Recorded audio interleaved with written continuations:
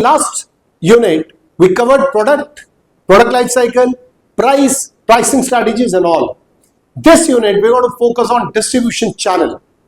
आपने कई बार एंजॉय किया होगा जब आपके घर में आपको मोबाइल खरीदने को मिल जाए और वो आपके घर में ही डिलीवर हो जाए। लैपटॉप, मोबाइल, कपड़े, जूते, आजकल ई कॉमर्स और क्विक कॉमर्स ने सब कुछ हमारे घर पे लाना शुरू कर दिया। एट द सेम टाइम जब भी हम मॉल्स जाते हैं हम बहुत एंजॉय करते हैं, हमें वहां की लाइटनिंग, वहां की खुशबू, वहां का क्लीनलीनेस, एवरीथिंग अट्रैक्ट्स, और साथ ही में वी डू विंडो शॉपिंग। ये सब क्या है?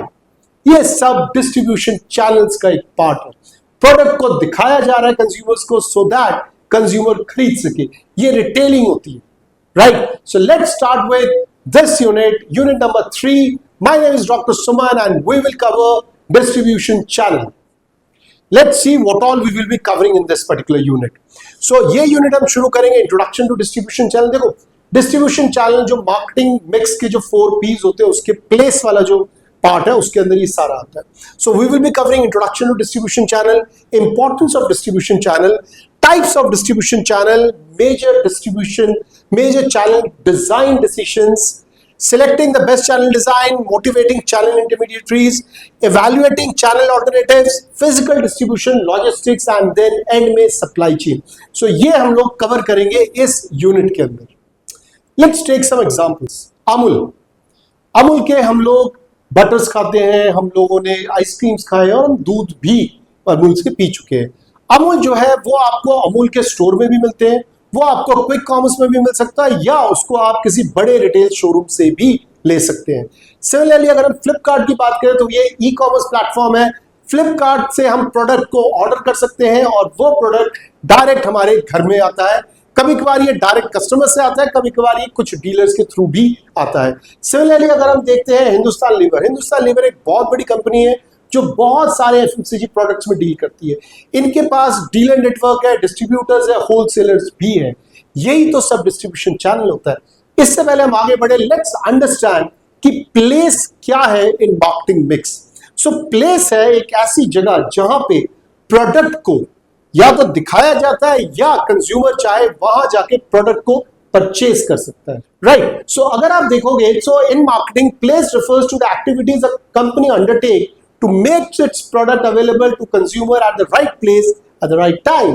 This accomplishes through a distribution channel. Obviously, अगर आप जाके उस प्रोडक्ट को खरीद रहे हैं तो वो एक रिटेल शोरूम है, आपने एक रिटेल डिस्ट्रीब्यूशन चैनल के अंदर एक रिटेल है जहां पे जाके आपने प्रोडक्ट लिया। अगर आप इसको ऑर्डर कर रहे हैं ऑनलाइन तो भी वो एक डिस्ट्रीब्यूशन चैनल है, उसको हम ऑल्टरनेट चैनल कहते हैं। वहां पे आप ऑर्डर कर रहे हो और वो आपके घर आ रहा है, राइट? सो डिस्ट्रीब्यूशन चैनल क्या होता है उसको भी हम समझते हैं, आज डेफिनेशन भी देख लेते हैं। So distribution channel is a network of individuals and organizations. So ये network of individuals भी है and organization भी है जिसके अंदर wholesalers, distributors, agents, retailers ये सारे एक साथ आते हैं and they offer the product which has been manufactured by an organization to the consumers, right? So जो final buyer है वहां तक पहुंचाने के लिए distribution channel सबसे ज्यादा काम आता है। It ensures products are available at the right location, in the right quantity and at the right time. So this is what distribution channel is. Distribution channel का अगर एक छोटे से मैं ऑब्जेक्टिव की बात करूं तो हालांकि वैसे बिजनेस ऑब्जेक्टिव ही होता है कि किसी भी तरीके से हम बिजनेस में प्रॉफिट बढ़ाएं। डिस्ट्रीब्यूशन चैनल का भी कॉन्सेप्ट यही होता है कि किसी भी तरीके से हम ऑपरेशनल कॉस्ट को कम करें। देखो, अगर मैं प्रोडक्ट बना रहा हूं और मेरा प्रोडक्ट मास के लिए, तो एक प्रॉब्लम ये आता है कि मैं अर्बन में, रूरल एरियाज में कैसे प्रोडक्ट को लेके जाऊं। ये जो गैप है दोनों के बीच का, इनमें मैं कैसे पूरा करूं। So we talk about Patanjali products each reach rural and urban India through over 5,000 distributors and 47,000 retail counters. ये गैप को कंप्लीट कर रहा है, गैप को ये एड्रेस कर रहा है कि किस तरीके से पूरे जगह पे पहुंच सके। सेकंड, अगर आप देखते हैं जब हम आईटीसी प्रोडक्ट की बात करते हैं या हिंदुस्तान लीवर के प्रोडक्ट्स की बात करते हैं, एफएमसीजी प्रोडक्ट्स की बात करते हैं, मिल्क की बात करते हैं, डेयरी प्रोडक्ट्स का, इन प्रोडक्ट्स को इंडिया के, नॉट ओनली इंडिया के, दुनिया के हर कोने में पहुंचना जरूरी होता है, विच मींस हमें किसी भी तरीके से मार्केट कवरेज को वाइड करना पड़ता है, राइट। उसी के साथ साथ हमें यह भी ध्यान रखना पड़ता है कि जो हमारे डिस्ट्रीब्यूशन चैनल्स है, जैसे बिग बास्केट है या कुछ और डिस्ट्रीब्यूशन चैनल्स है, वो हमें एकदम से उसी दिन हमें सामान पहुंचा दे। बल्कि आज के डेट में अगर हम क्विक कॉमर्स की बात करें, वो लोग 10 मिनट के अंदर प्रॉमिस करते हैं कि आपका सामान पहुंच जाएगा। Now what are they doing? They are actually talking about efficiency and effectiveness, मतलब जब चाहिए तब आपको प्रोडक्ट मिलता है। एट द सेम टाइम जो डिस्ट्रीब्यूशन चैनल है वो कॉस्ट को भी रिड्यूस करता है। जरूरी नहीं है कि एक मैन्युफैक्चरर को सब जगह जाने की जरूरत कोई नहीं है, क्योंकि कई बार मैन्युफैक्चरर का जो काम है, कोर काम है, नीश काम है, वो है मैन्युफैक्चरिंग करना, वो उसी में फोकस करे और वो अलाउ करते हैं डिस्ट्रीब्यूशन चैनल्स को कि वो अपना सारा सामान, जो उनका सामान है, वो कंज्यूमर तक लेके जाए। आई होप आपको इस पूरे पैराग्राफ का मतलब समझ में आ गया होगा। आप थोड़ा सा पढ़ो। This is what I have explained right now. Distribution channel plays a critical role in the marketing system, helping bridging the gap between producers and consumers. They ensure the market coverage, that products are available where and when consumers need them, effectively and cost effectively. At the same time, it also provides the accurate feedback and market intelligence to help companies take better decisions. Maruti के products है वो feedback के साथ साथ, मारुति हो या कोई भी और प्रोडक्ट्स हो, इनफैक्ट इवन कई बार देखा गया कि टीवीज, व्हाइट गुड्स, ये फीडबैक के बेसिस पर काम करते हैं और जो फीडबैक उन्हें मिलता है कंज्यूमर से या डीलर से या उनके अपनी टीम से, वो लोग उस फीडबैक को काम करते हैं। सो ये मेन काम है डिस्ट्रीब्यूशन चैनल का। Let's see the distribution channels कितने तरीके के होते हैं। However, if you want to know more about distribution channel in depth, अगर आपको इस distribution channel के बारे में जानना है तो I would suggest कि आप मेरा वो वीडियो है जिसके अंदर मैंने सेल्स एंड डिस्ट्रीब्यूशन को कवर करा हुआ है, उसके एक यूनिट में मैंने डिस्ट्रीब्यूशन चैनल पे और ज्यादा इन डेप्थ कवरेज करा हुआ है। हाउएवर जो आपके कोर्स में हो सकता है, जितना एक बीबीए को मार्केटिंग मैनेजमेंट में पढ़ना है, वो हम इसके अंदर कवर कर रहे हैं। So whenever we talk about distribution channels, types of distribution channel, हम direct channel, 1 level channel, 2 level channel, 3 level channel की बात करते हैं। सो डायरेक्ट चैनल का मतलब प्रोड्यूसर और कंज्यूमर, मतलब मैन्युफैक्चरर ने बनाया और सीधा उसने कंज्यूमर को बेच दिया। Lenskart is one of the example. Next अगर बात करें 1 लेवल, मतलब कि इसके बीच में प्रोड्यूसर और कंज्यूमर के बीच एक कोई है, which could be a retailer. ऐसा एग्जांपल है टाइटन का। ठीक है, टाइटन जो है वो अपने रिटेल शोरूम से सारे प्रोडक्ट्स बेचता है।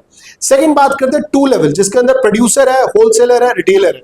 मैगी, हालांकि आप अगर देखोगे जो मैगी है ये ऑल्टरनेट चैनल्स के थ्रू भी बिकता है, विच मीन्स कि ये आपको होलसेलर के चैनल में भी मिलेगा, ये आपको फ्लिपकार्ट, अमेजन, बिग बास्केट जो कि क्विक कॉमर्स है वहां भी मिलता है, राइट। लास्ट जो है वो 3 लेवल है, जिसके अंदर डिस्ट्रीब्यूटर है, जिसके अंदर मैन्युफैक्चरर है, डिस्ट्रीब्यूटर है, होलसेलर है, रिटेलर है, उसके बाद कंज्यूमर है। एग्जांपल पार्ले जी ले सकते हैं या ज्यादातर जो एफएमसीजी प्रोडक्ट्स है। तो ये आपके टाइप्स ऑफ डिस्ट्रीब्यूशन चैनल्स है। देखो इसके अलावा आपके मतलब डिपेंड करता है कि आपके कोर्स में है कि नहीं है, या आपके बुक्स में या आपके स्कूल में पढ़ाया, कॉलेज में पढ़ाया गया कि नहीं पढ़ाया गया। कई बारी हम लोग ऑनलाइन चैनल्स भी पढ़ते हैं, हम लोग ऑल्टरनेट चैनल्स भी पढ़ते हैं, हम लोग ओमनी चैनल्स भी पढ़ते हैं, जिसमें कि कुछ प्रोडक्ट्स होते हैं जो ऑनलाइन के थ्रू भी बिकता है और कुछ प्रोडक्ट्स होते हैं और सेम प्रोडक्ट आपको रिटेल में भी मिलेगा। ये भी डिस्ट्रीब्यूशन चैनल्स होते हैं, बट नॉट नेसेसरली कि एवरी कॉलेज और every teacher is going to teach them, but yes this is also there. Let's see कि चैनल को डिजाइन जब हम करने की कोशिश करते हैं तो उसके अंदर क्या क्या डिसीजंस होने चाहिए। देखो जो भी मेरा चैनल है वो एक स्ट्रैटेजिक डिसीजन है कि मैं अपना प्रोडक्ट 1 लेवल के थ्रू जाऊंगा, 2 लेवल के थ्रू जाऊंगा, ऑनलाइन जाऊंगा, डायरेक्ट टू कस्टमर जाऊंगा। ये प्योरली कंपनी का एक स्ट्रैटेजिक डिसीजन होता है। और वो स्ट्रैटेजिक डिसीजन किस बेसिस में लिया जाता है? वो स्ट्रैटेजिक डिसीजन लिया जाता है, हमें सबसे पहले तो वैल्यू देना होता है कस्टमर को। वैल्यू कब मिलता है? जब उसको जो प्रोडक्ट है वो एट अ राइट प्राइस वो फील करता है कि यस मैंने जो पैसे दिए इस प्रोडक्ट के वो बहुत सेटिस्फैक्ट्री है। सो हमें वैल्यू टू द कंज्यूमर देना पड़ता है, कस्टमर की सेटिस्फैक्शन देखना पड़ता है, हमें कंपनी का कॉस्ट इफेक्टिवनेस भी देखना पड़ता है। मतलब कि जो हम डिस्ट्रीब्यूशन चैनल डिजाइन कर रहे हैं वो कॉस्ट इफेक्टिव भी होना चाहिए। ये 4 पॉइंटर्स होते हैं जो मेनली देखा जाना चाहिए। Analysing consumer needs, setting channel objectives, identifying major channel alternatives and evaluating major channel alternatives. So let's see, इसको थोड़ा सा और इन डेप्थ में देख लेते हैं कि ये जो चारों हैं इनको हम किस तरीके से, अगर कोई लंबा क्वेश्चन आता है उसको हम लिख सकें। मेजर चैनल डिसीजन जो मैंने 4 आपको बोले उसको हम थोड़ा सा और इलाबोरेट तरीके से पढ़ लेते हैं। सबसे पहला है एनालाइजिंग कंज्यूमर नीड्स। इसके अंदर अगर आप देखोगे कि हमारा जो टारगेट कंज्यूमर है या कस्टमर है वो क्या चाहता है, उसको कौन सा चैनल मोर इफेक्टिव लगता है, ज्यादा इफेक्टिव लगता है। सो फैक्टर्स जो होंगे उसके होंगे डिजायर्ड सर्विस लेवल की, अगर कोई ऐसा प्रोडक्ट है जिसमें सर्विसेज की जरूरत है, जैसे कार है, मोबाइल्स भी आप ले सकते हैं या कुछ और चीजें ले सकते हैं, तो क्या जिस चैनल से वो खरीद रहे हैं वो उनको सर्विस लेवल भी दे रहे हैं। डिलीवरी टाइम कितना हो रहा है, प्रोडक्ट की वैरायटी क्या हमें देखने को मिल सकता है, अगर हम कार ले रहे हो तो क्या मुझे अलग अलग टेस्ट ड्राइव मिल सकता है, अलग अलग कलर्स के, अलग अलग जैसे ऑटोमेटिक होता है, मैनुअल, तो क्या वो सब चीजें मुझे देखने को मिल सकता है, वो एक क्या नाम है क्राइटेरिया रहेगा, और इंफॉर्मेशन मुझे कितनी मिलेगी। सो ये एनालाइजिंग कंज्यूमर नीड्स है। सेकेंड आता है सेटिंग चैनल ऑब्जेक्टिव्स। जब हम सेटिंग चैनल ऑब्जेक्टिव्स की बात करते हैं तो हम डिफाइन करते हैं चैनल को to that they should achieve based on consumer customer needs, product characteristics, company objectives, competitor strategies and environmental factors. आपने देखा होगा कई बारी कि कुछ ऐसे शोरूम्स हैं जो हमेशा एक और शोरूम के साथ ही मिलते हैं। जैसे मैंने बहुत बार देखा है शॉपर स्टॉप और पेंटालून दोनों ऑलमोस्ट साथ साथ आपको मिलेंगे, राइट। सो हम कॉम्पिटिटर की स्ट्रैटेजी की बात करते हैं। कंपनी का ऑब्जेक्टिव क्या होना चाहिए? अगर कंपनी ये चाहती है कि हमारा प्रोडक्ट मॉल्स में दिखे, मॉल्स में ब्रांडिंग के साथ अच्छी क्लीननेस हो, खुशबू अच्छी हो, वाइड हो, ब्राइटनेस हो, लोग अट्रैक्ट हो हमारे नाम से, तो कंपनी वाले डिसाइड करते हैं कि उस प्रोडक्ट को हम लोग मॉल्स में दें। सो उसी तरीके से कस्टमर का नीड भी देखा जाता है और एक्सटर्नल फैक्टर्स भी देखे जाते हैं, क्योंकि कई ऐसे प्रोडक्ट्स हैं जिसके लिए आपको पार्किंग स्पेस चाहिए, जिसके लिए आपको टाइम चाहिए, आप अंदर अंदर ज्यादा घूमना चाहते हो, तो आपको नेविगेट तो खैर ऑनलाइन हो गया, but with in the showroom also आप घूमना चाहते हैं। सो वो आ जाता है आपका सेटिंग चैनल ऑब्जेक्टिव्स में। थर्ड लेते हैं आइडेंटिफाइंग मेजर चैनल ऑल्टरनेटिव्स। अब जब हम मेजर चैनल ऑल्टरनेटिव्स की बात करें तो होलसेलर, रिटेलर्स या एजेंट, ठीक है, इसके अंदर डीलर्स भी आ सकते हैं, किसके थ्रू हम बेचना चाहते हैं, ठीक है। अगर मेरी सर्विसेज है प्रोडक्ट की जगह तो मैं एजेंट्स के थ्रू बेचूं, डायरेक्ट बेचूं, ऑनलाइन बेचूं, जैसे म्यूचुअल फंड्स है, म्यूचुअल फंड एजेंट्स भी बेचते हैं, इंश्योरेंस है, जो इंश्योरेंस एजेंट भी बेचते हैं, डायरेक्ट कंपनीज भी बेचते हैं, बैंक्स के प्रोडक्ट्स होते हैं, सो उसमें भी आपको अलग अलग चैनल्स मिल जाते हैं। देन नंबर ऑफ इंटरमीडिएटरीज कितने होंगे, सो मतलब जो बीच के जो चैनल्स है वो कितने होने चाहिए, वो इंटेंसिव होंगे, सिलेक्टिव होंगे, एक्सक्लूसिव डिस्ट्रीब्यूशन होंगे, तो उन पे भी डिपेंड करता है। So identifying major channel alternatives, मतलब ऑल्टरनेटिव्स को हमें आइडेंटिफाई करना होता है।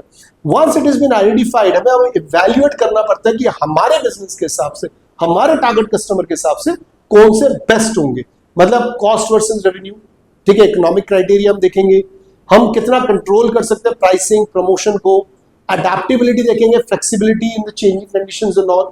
सो अगर आप देखो ये बहुत लॉजिकल चीजें हम जाते हैं, पहले हम एनालाइज करते हैं चैनल डिजाइन के लिए कंज्यूमर के नीड्स को, उसके बाद हम सेटिंग चैनल ऑब्जेक्टिव्स देखते हैं, जो हमारे चैनल ऑब्जेक्टिव्स है वो हमारे कंपनी ऑब्जेक्टिव के साथ मेल करना चाहिए। फिर हम आइडेंटिफाई करते हैं चैनल के डिफरेंट ऑल्टरनेटिव्स, और उसके बाद उन ऑल्टरनेटिव्स को इवैल्यूएट करके एक सिंगल ऑल्टरनेटिव को सिलेक्ट करते हैं। So this is how we design channel decisions. Selecting channel intermediaries, अब हमें यह देखना पड़ता है कि हम चैनल कौन सा सिलेक्ट करें, जो होलसेलर के साथ जाए, रिटेलर के साथ जाए, सबके साथ जाए, कहाँ मेरा प्रोडक्ट होना चाहिए। All these depends on many things. मैंने 7 पॉइंट्स लिए हैं, हम 7 पॉइंट को कवर करने की कोशिश करेंगे, सो दैट कंज्यूमर को कंफर्टेबल फील हो, कंपनी को कॉस्ट इफेक्टिव लगे, एंड कंपनी और कंज्यूमर दोनों के पास वैल्यूज हो, दोनों के मोटिवेटेड हो, ताकि हम प्रोडक्ट बेचे और कंज्यूमर प्रोडक्ट को खरीदे। So let's see all these 7 points. तो सबसे पहला पॉइंट जो इसके अंदर है वो है मार्केट कवरेज एंड रीच। कितना रोबोस्ट डिस्ट्रीब्यूशन चैनल है, ज्योग्राफिक प्रेजेंस कितना है, कहां कहां तक कवरेज हो सकता है, कितना डीप रूरल के अंदर वो जाके प्रोडक्ट को बेच सकते हैं या प्रोडक्ट की अवेलेबिलिटी करा सकते हैं। So that is what market coverage and reach. Example के तौर पे जितने भी एफएमसीजी प्रोडक्ट्स हैं वो आप देखो किसी भी हद तक, जहां तक हो सकता है, जहां पे भी लोग रहते हैं, जनसंख्या है, वहां तक वो मिलता है। जैसे आशीर्वाद आटा, सनफीस्ट की बात करते हैं, पार्ले जी की बात करते हैं, ये आपको गांव में भी मिल जाता है। सेकेंड आता है फाइनेंशियल स्ट्रेंथ। हमें यह भी देखना होता है कि जो चैनल्स हैं वो कितने स्ट्रॉन्ग फाइनेंशियली है, क्या वो क्रेडिट पे काम कर सकते हैं, क्या वो एक्स्ट्रा कुछ कर सकते हैं, क्या वो अपनी एक टीम बना सकते हैं, अगर एडवर्टीजमेंट की जरूरत हो क्या वो एडवर्टीजमेंट डाल सकते हैं। तो ये सब चीजें देखा जाता है। सो जब भी हम हिंदुस्तान यूनिलीवर्स की बात करते हैं, उनके जो चैनल पार्टनर्स होते हैं वो ये सारा काम करते हैं, वो पेमेंट्स एकदम से देते हैं, कभी कभार वो क्रेडिट्स में भी काम करते हैं, और वो काफी हद तक एडवर्टीजमेंट वगैरह में भी हेल्प करते हैं ऑर्गेनाइजेशंस की, राइट। थर्ड की बात करें तो होता है experience and reputation. So previous experience कैसा है आपका, उस पर्टिकुलर डीलर, डिस्ट्रीब्यूटर, होलसेलर का रेपुटेशन कैसा है, हम ट्रैक रिकॉर्ड पे भी जाते हैं। जैसे टाटा मोटर्स जो है वो हमेशा एक्सपीरियंस ऑटोमोबाइल्स के ऊपर जाने की कोशिश करता है। फोर्थ हम देखते हैं इंफ्रास्ट्रक्चर एंड रिसोर्सेज। मतलब जरूरी ये है कि डिस्ट्रीब्यूटर के पास वेयर हाउस कैसा है, ट्रांसपोर्टेशन सिस्टम कैसा है, टेक सपोर्ट कैसा है बिलिंग के लिए, या फिर अगर कोई आइटम ऐसा है जिसको कोल्ड स्टोरेज की जरूरत है, क्या कोल्ड स्टोरेज है, इन्वेंट्री कैसे हैंडल करता है, ये सारी चीजें भी देखना पड़ता है। जैसे ई कॉमर्स है, ई कॉमर्स में अमेजन है, फ्लिपकार्ट है, क्या वो लोग रिटर्न लॉजिस्टिक्स या रिवर्स लॉजिस्टिक्स हैंडल कर सकते हैं, तो ये सारा चीज भी देखना पड़ता है। सेल्स की कैपेबिलिटी, कई बार क्या होता है जो डिस्ट्रीब्यूशन चैनल्स होते हैं वो उनके ना सेल्स के भी काम आते हैं। सो वो कितना सेल कर पाते हैं, किस तरह इफेक्टिवली वो आगे जाके रिटेलर से बात कर सकते हैं, कंज्यूमर से बात कर सकते हैं, कैसी वो टीम बना रहे हैं, क्या वो सच में कंपनीज को या मैन्युफैक्चरर्स को हेल्प करते हैं सेल्स में, एक्चुअल में वो करते हैं और करना भी चाहिए। सो ये भी एक तरीका है सिलेक्टिंग दी चैनल इंटरमीडिएटरीज। उसके बाद हम बात करते हैं विलिंगनेस टू कोलैबोरेट। क्या कंपनी और फ्रेंचाइजीज दोनों कोलैबोरेट करना चाहते हैं, ये बहुत जरूरी है कि दोनों की अंडरस्टैंडिंग रहे, दोनों एक पिच पे रहे, दोनों के जो गोल्स है वो सेम होना चाहिए। Last but not the least वो होता है लीगल और एथिकल स्टैंडर्ड्स। कई बार क्या होता है कि जो चैनल पार्टनर्स होते हैं उनके पास लीगैलिटी या फिर जो रेगुलेटरी रिक्वायरमेंट्स है वो पूरा होना चाहिए। मतलब अगर किसी को सपोज करो डिस्ट्रीब्यूशन लेने के लिए किसी एक प्रोडक्ट का, उनको सपोज करो कोई ऐसे नॉर्म्स फुलफिल करने, रेगुलेटरी फॉर नॉर्म्स फुलफिल करने, जैसे ड्रग कंट्रोल का उनके पास लाइसेंस होना चाहिए, ड्रग्स के लाइसेंस होने चाहिए, then only they can go head with that. तो ये लीगल एस्पेक्ट्स भी ध्यान में रखना पड़ता है whenever we are selecting a channel. Maslow hierarchy need में आपने मोटिवेशन को जरूर पढ़ा होगा। मोटिवेशन एक ऐसा कॉन्सेप्ट है, ऐसा पॉइंट है जो हमेशा फायदे का सौदा देके जाता है। सो चैनल्स को भी मोटिवेट करना पड़ता है। अगर ऑर्गेनाइजेशन ये सोचते हैं कि हमें चैनल्स को मोटिवेट करने की जरूरत नहीं है, तो ऐसा बिल्कुल नहीं है। चैनल्स को भी मोटिवेट करना पड़ता है। मोटिवेशन के लिए बहुत सारी चीजें हैं। आप डिस्काउंट ऑफर कर सकते हैं, आप पैकेज ऑफर कर सकते हैं, आप क्रेडिट ऑफर कर सकते हैं, आप बहुत सारी चीजें ऑफर कर सकते हैं। But whatever the reason is, motivation is important. देखो चैनल के लिए जो क्रूशियल है वो है, जब तक वो सेल नहीं करेंगे कंज्यूमर्स को तब तक उनके पास पैसा नहीं आएगा। और वो सेल करने के लिए कंपनीज को, मतलब मैन्युफैक्चरर्स को मोटिवेट करना पड़ता है चैनल्स को। और मोटिवेशन एक बहुत इंपॉर्टेंट एस्पेक्ट है ऑफ द डिस्ट्रीब्यूशन नेटवर्क। इससे ना कमिटमेंट पता लगता है कि कितना कमिटेड है आपका जो चैनल है, राइट। और उसके अलावा भी कई बार आपको एग्रेसिवली जाना पड़ता है प्रोडक्ट को बेचने के लिए, क्योंकि अगर आप एग्रेसिव नहीं होंगे तो शायद वो प्रोडक्ट बिकेगा नहीं, या कॉम्पिटिटर्स अपना प्रोडक्ट लेके आ सकते हैं। आपको कई बार कस्टमर को सर्विसेज देनी पड़ती है। जैसे मैंने आपको बताया कि अगर आपके पास कार का शोरूम है तो आपको सर्विस सेंटर भी बनाना पड़ेगा। आपने कोई मोबाइल खरीदा, लैपटॉप खरीदा, आपको सर्विस सेंटर भी वहां पे रखना पड़ेगा, so that customer feel motivated. So अगर कस्टमर को मोटिवेट करना तो एट द सेम टाइम आपको डीलर्स, डिस्ट्रीब्यूटर को भी मोटिवेट करना है। आपको उनके कॉन्फ्लिक्ट से भी बाहर लेके आना है। आपकी पार्टनरशिप में किसी तरीके का कोई कॉन्फ्लिक्ट नहीं होना चाहिए। So these are the reasons कि हम मोटिवेटिंग जो चैनल, जो मोटिवेशन है चैनल्स में, वो बहुत जरूरी है। थोड़ा सा और इसको हम ध्यान से पढ़ लेते हैं। So common methods to motivate channel intermediaries. सबसे पहले फाइनेंशियल इंसेंटिव, ये सबसे बड़ा इंसेंटिव होता है। अगर आप ज्यादा बेचेंगे तो आपको ज्यादा फायदा होगा, आपको बल्क ऑर्डर पे डिस्काउंट मिलेगा, आपको क्रेडिट मिल जाएगा। अगर आप इस टाइप के फाइनेंशियल इंसेंटिव्स देते हैं, आपको जरूर मोटिवेट कर सकते हैं अपने चैनल पार्टनर्स को। उसके बाद नेक्स्ट आता है ट्रेनिंग एंड सपोर्ट। बहुत जरूरी है कि आप टाइम टू टाइम ट्रेनिंग दे, सपोर्ट दे। ये जो ट्रेनिंग और सपोर्ट है ये इतना इंपॉर्टेंट है कि कई बारी ये ट्रेनिंग एंड सपोर्ट के बिना आप प्रोडक्ट को बेच ही नहीं पाते। और कई बारी अगर आपने ट्रेनिंग अच्छी दी है, कंपनीज ने सपोर्ट अच्छा कर रहे हैं कंपनीज, तो जो प्रोडक्ट है बहुत इजीली कंज्यूमर तक जाता है, कंज्यूमर भी सेटिस्फाइड होता है। थर्ड है कोऑपरेटिव एडवर्टाइजिंग।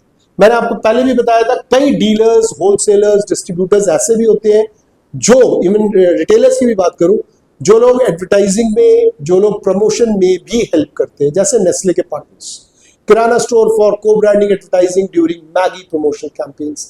बहुत सारे ऐसे प्रमोशनल कैंपेन्स होते हैं जिसके अंदर वो लोग हेल्प करते हैं। सो ये जो एक आप कह सकते हो कि म्यूचुअल बेनिफिट मिलता है दोनों को, ये जरूरी हो जाता है।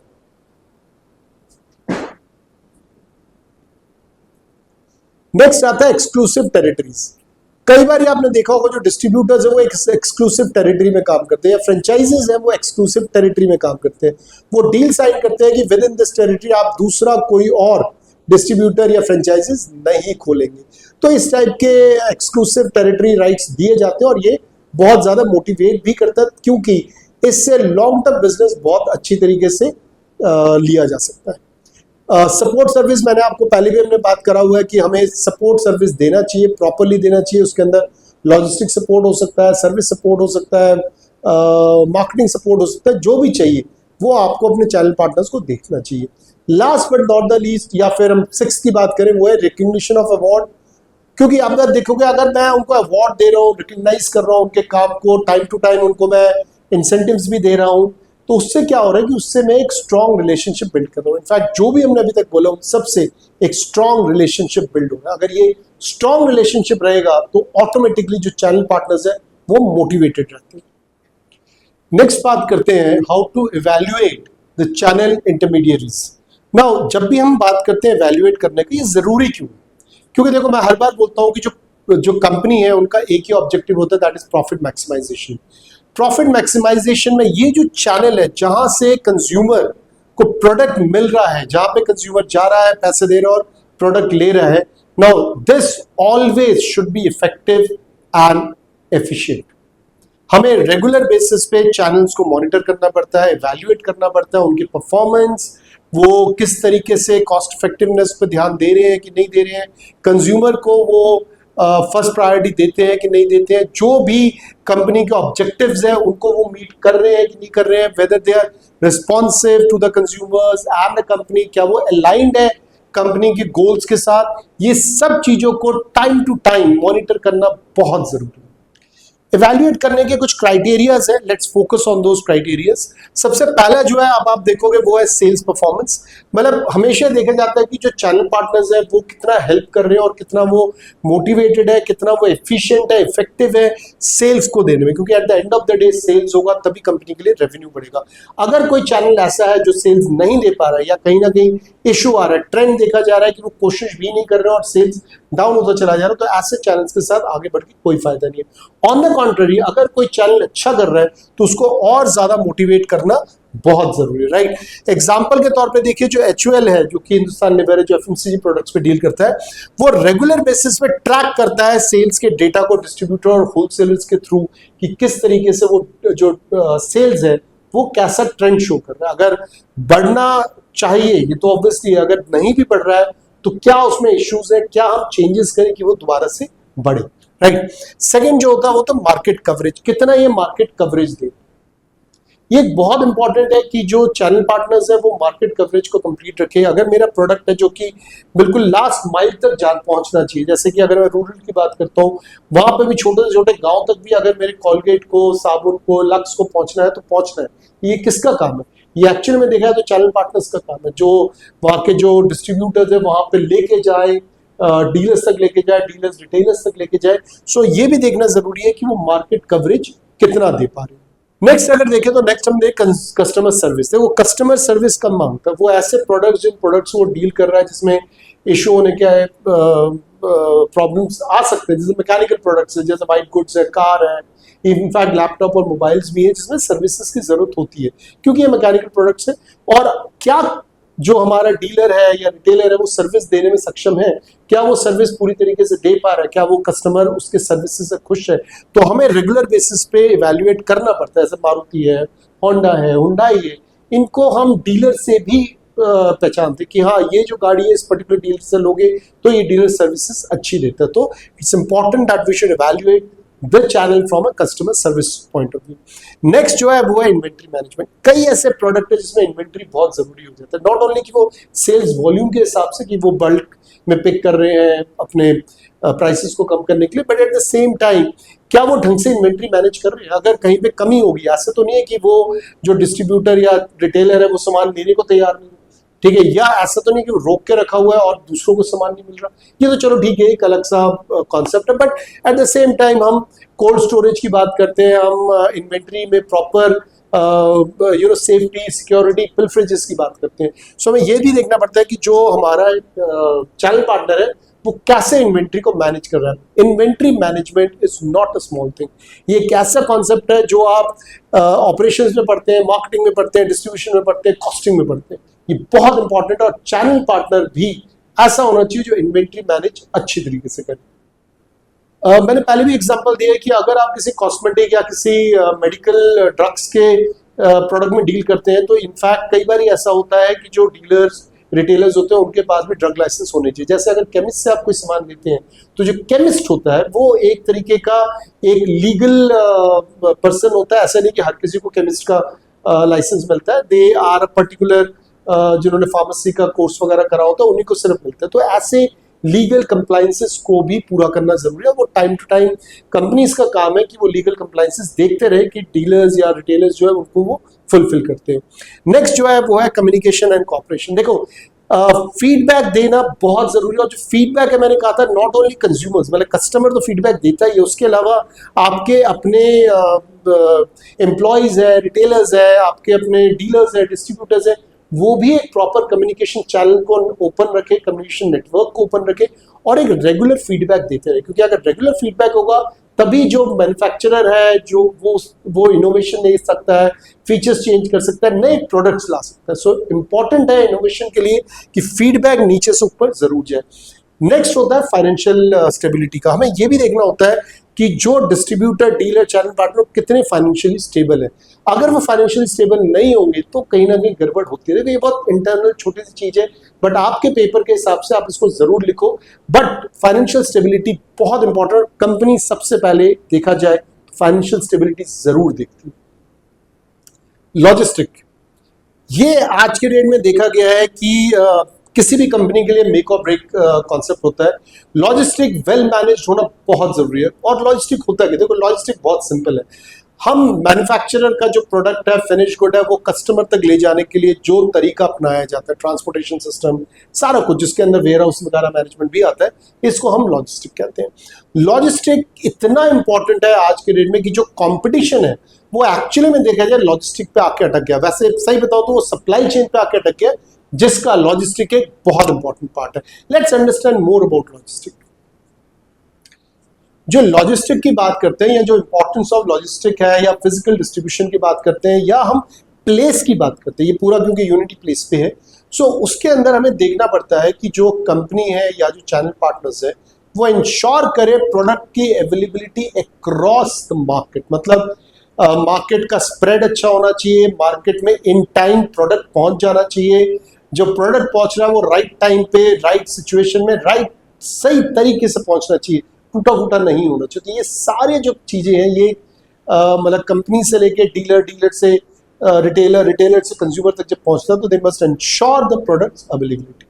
सेकेंड होता है कस्टमर सेटिस्फैक्शन, बहुत जरूरी है ये। आजकल देखो घर बैठे अगर आपको सामान मिलता है, पहले हम अमेज़न से बहुत खुश थे बट अब हमें और ज्यादा चीजें चाहिए क्योंकि ये जो ह्यूमन नीड्स है ये ना बढ़ता चला जाता है। सो आजकल अब आप देखो क्विक कॉमर्स आ गया। आप घर में ऑर्डर करो और ऑर्डर करने के विद इन 10-15 मिनट्स आपके घर के बाहर बेल बजता है और आपको सामान मिल जाता है।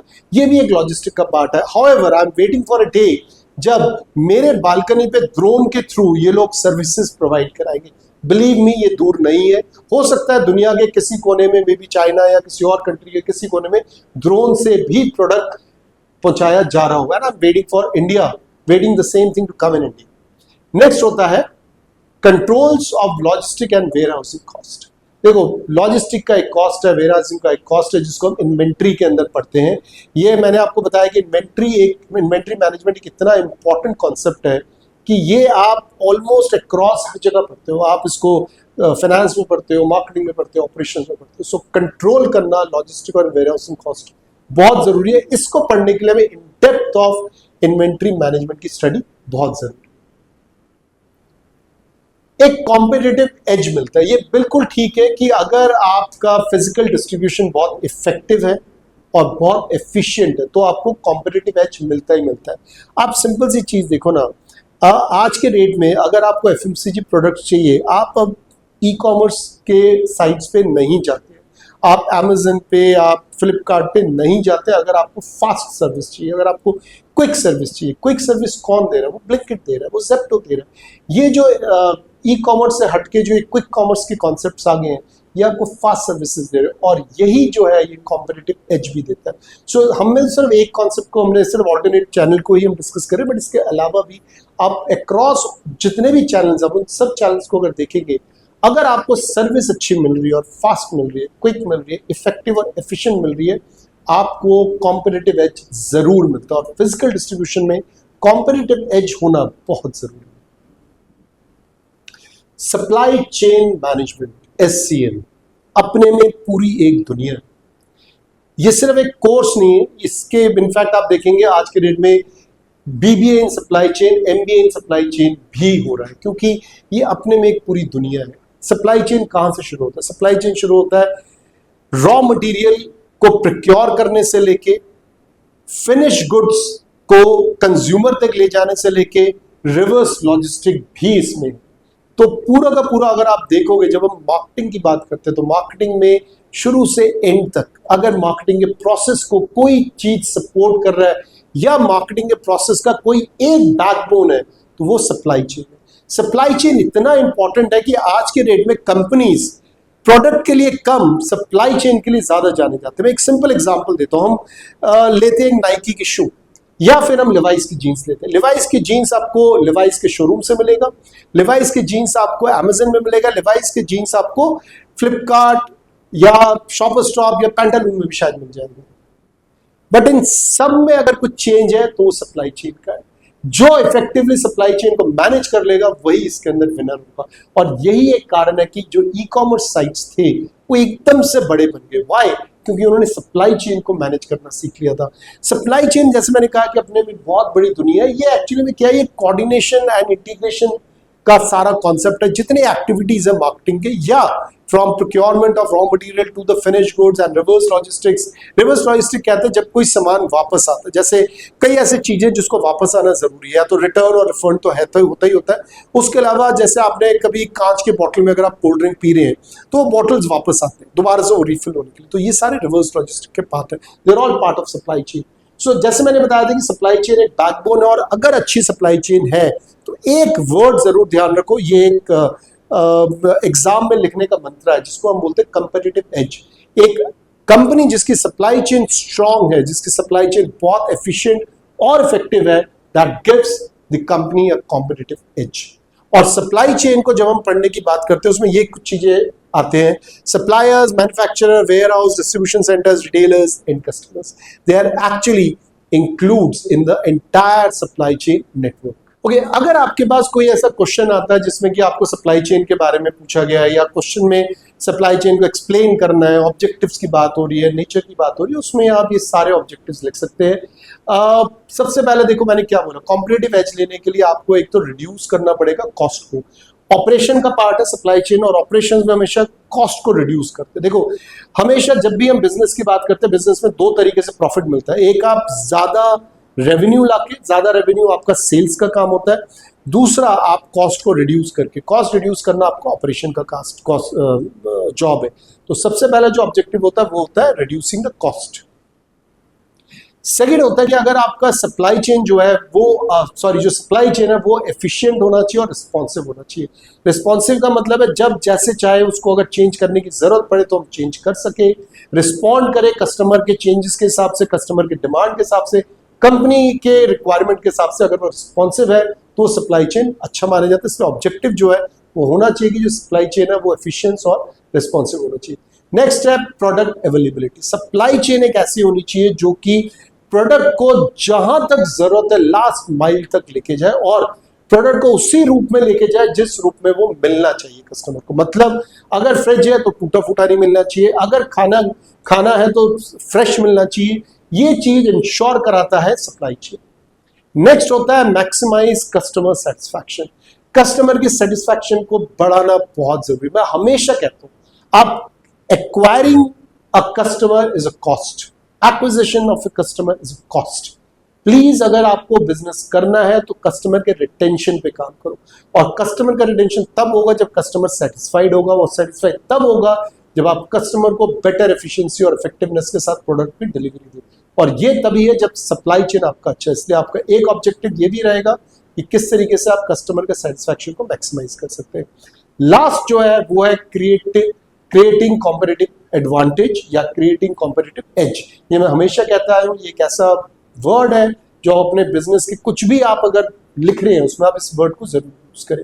सप्लाई चेन का ऑब्जेक्टिव होना चाहिए कि ये बाकी कंपटीशन को बीट कर सके, बेटर हो और ये कॉम्पिटिटिव एज जरूर प्रोवाइड करे।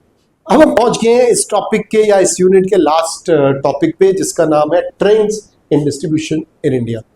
अब नए ट्रेंड्स आ गए। मैंने आपको क्या बोला था, पहले किस तरीके से सामान खरीदते थे हम दुकान जाते थे, जिसको हम परचून की दुकान कहते थे, वहां पे गए, वहां से हमने टूथपेस्ट वगैरह खरीद लिया, इट्स ओके। उसके बाद अगर हम सोसाइटी में रह रहे हैं, अगर हम बिल्डिंग्स है, सोसाइटीज है, फ्लैट्स है, तो उन सोसाइटी के अंदर एक छोटे छोटे कमोडिटी और दुकान होते हैं, शॉप्स होते हैं, जो बहुत बड़े मॉल्स नहीं होते, बट ठीक है, फिर भी परचून की दुकान से बड़े होते हैं, हम वहां से जाके खरीद सकते हैं। फिर ई कॉमर्स को दुनिया आई, फ्लिपकार्ट, अमेजन, मिंत्रा, पता नहीं क्या क्या आया, और वो लोग दिल जीतने लगे हमारे। बट उसके बाद आए जेप्टो, जिन्होंने एक्चुअली में खुश कर दिया। क्यों? क्योंकि वो आपके घर में 10 मिनट में प्रोडक्ट पहुंचा रहे हैं। सो ये जो ट्रेंड्स है, ये जो चेंजिंग ट्रेंड्स है, इस ट्रेंड्स को समझना जरूरी है। Let's understand the few trends that I think, जो मुझे मिला और उनको मैं लेके आया हूं आपके लिए।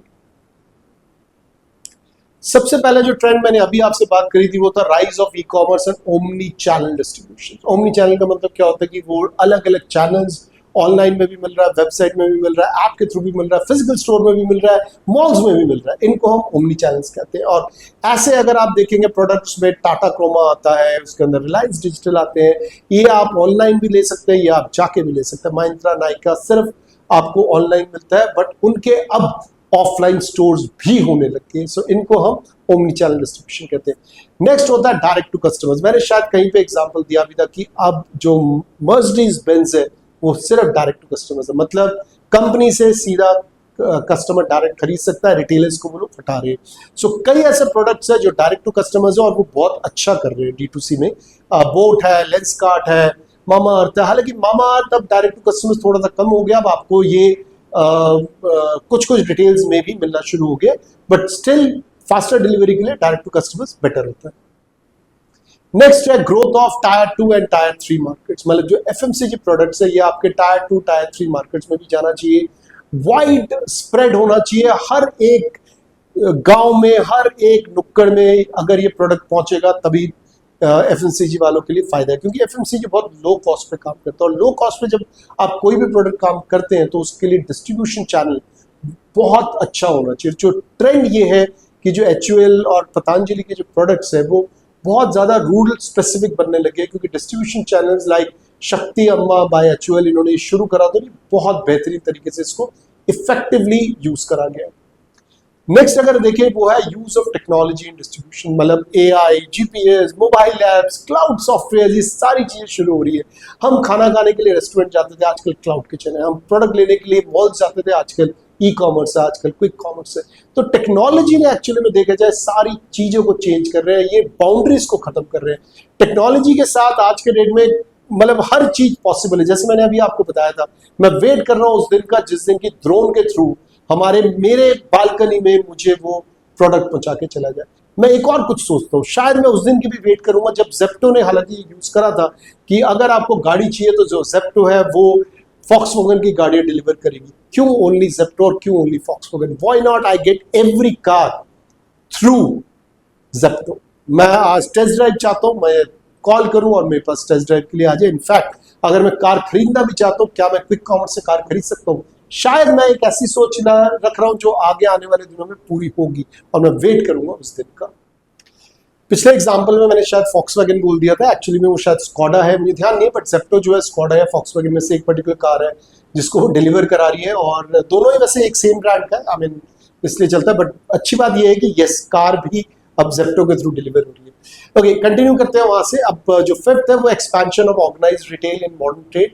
देखो पहले क्या होता था, परचून की दुकान होती थी, नुक्कड़ स्टोर्स होते थे, हम छोटे छोटे दुकानें होती थी जो हमारे घर के गली में होती थी, वहां से जाके हम सामान लेते थे।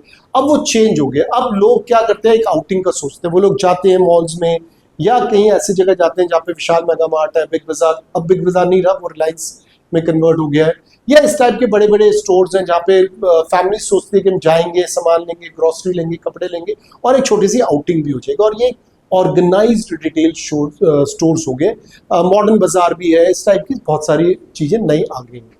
नेक्स्ट है ग्रीन सस्टेनेबल डिस्ट्रीब्यूशन। देखो ये भी एक नया ट्रेंड आ गया है। अब आप देखो जो अमेजन है वो इलेक्ट्रिक डिलीवरी व्हीकल पे चला गया। वो ये कह रहे हैं कि हम कार्बन एमिशंस को कम करेंगे, कार्बन फुटप्रिंट्स को कम करेंगे। नए कॉन्सेप्ट है, नई चीजें हैं, ठीक है, इनको भी एक्सेप्ट करना चाहिए और हम लोग भी इसको एक्सेप्ट करते हुए आगे बढ़ रहे हैं। Green and sustainable distribution network जो आज के डेट में इन थिंग है। कंपनी भी चाहती है सोसाइटी के लिए काम करे, गवर्नमेंट्स भी इनको सपोर्ट कर रहे हैं और लोग इनको बहुत अच्छा मानते हैं, राइट। नेक्स्ट है emergence of hyper local delivery model. जैसे मैंने आपको बताया 10 से 60 मिनट के अंदर आपको ग्रोसरी मिल जाता है, फूड्स डिलीवर हो जाते हैं, मेडिसिन डिलीवर हो जाते हैं। जेप्टो, स्विगी, ब्लिंकिट ये इनके एग्जांपल्स हैं। नेक्स्ट है strengthening the cold chain logistics. देखो काफी ऐसे सामान है जैसे डेयरी मिल्क्स है, मीट प्रोडक्ट्स है, फार्मा प्रोडक्ट्स है, जहां पे कि आपको कोल्ड चेन की जरूरत है या specialised inventory, specialised transportation system की जरूरत है। ऐसे ट्रांसपोर्टेशन सिस्टम आजकल बहुत कॉमन हो गए। तो इससे फायदा क्या हो रहा है, अमूल जो है बन वो शायद आनंद में है गुजरात में, बिकता वो दिल्ली इंडिया के किसी भी कोने में। तो इसके साथ मैं इस यूनिट को खत्म करता हूं। I've tried to cover almost everything that is required from BBA and MBA point of view। अगर आपको बहुत डेप्थ इसके अंदर जाना है तो ऑब्वियसली आपको बुक्स पढ़ना पड़ेगा। देखो मैं हमेशा कहता हूं कि हम जो चीज पढ़ा रहे हैं, जो मैं पढ़ा रहा हूँ, मेरे जो नोट्स हैं छोटे हैं, वो आपको तब काम आएंगे जब आपने ऑलरेडी पढ़ लिया। अगर आपको डेप्थ कवर करना है, you must go back to the books. My name is doctor Suman Kumar Dev. मैं ऐसे ही वीडियोस लाता रहूंगा। प्लीज मेरे चैनल को सब्सक्राइब करो so that you should not miss any videos from me. Thank you.